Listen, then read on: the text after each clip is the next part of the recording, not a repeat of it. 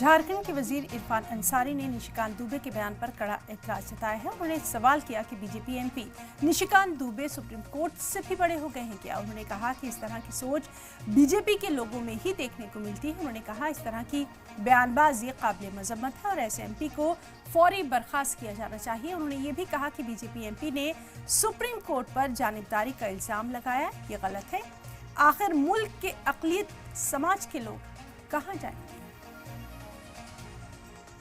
Party का इतना मनोबल बढ़ गया है और इनको लग नहीं रहा है कुछ कानून व्यवस्था। ये लोग जो चाह रहा है सो बोल के चला जा रहा है।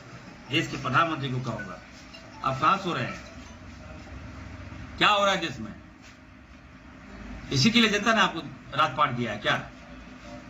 क्या आपके सांसदों में आपका कंट्रोल है कि नहीं है? क्या आपका सांसद जो है देश के कानून से बड़ा हो गया?